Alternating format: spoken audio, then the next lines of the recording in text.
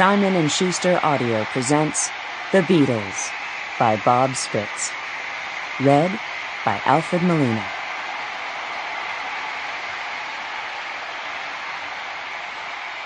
December 27th, 1960.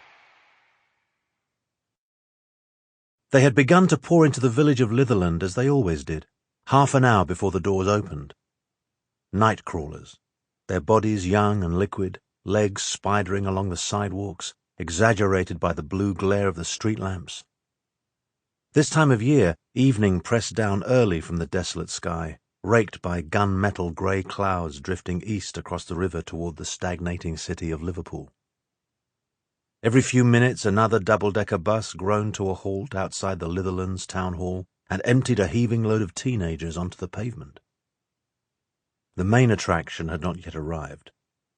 Running customarily behind schedule, the band had left West Derby village later than anticipated.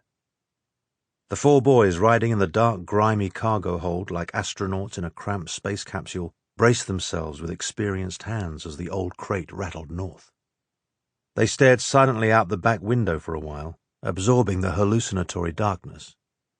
Paul McCartney and George Harrison straddled two boxy amplifiers, while Pete Best, shifting and elusive, posted like a cowboy atop a bass drum case. Unspeaking also, John Lennon rode shotgun in order to direct their driver to the proper location. The band hadn't played a date in weeks, owing to a creeping malaise that nearly rendered them extinct. Then 4 decent gigs materialized, which they'd hungrily accepted, despite one glaring obstacle. Their bass player, Stuart Sutcliffe, was spending the holiday in Germany with his girlfriend.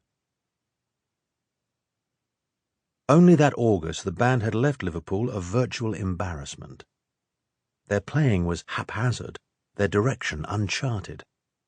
It had been off to Hamburg, and then, afterward, the bleak likelihood of an apprenticeship on the Liverpool docks, a clerk's position at the Cotton Exchange, or British Rail, or rivet duty at one of the automobile plants sprouting in the suburbs.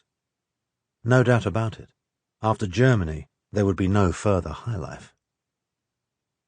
But Hamburg had thrown them all a powerful curve. Their shows took on an excitement that bordered on anarchy.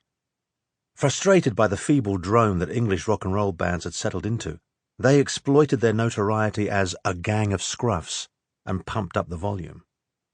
Then, just as mercurially, it all came crashing down. The Hamburg gig had ended in tumultuous disarray. Sample complete. Ready to continue?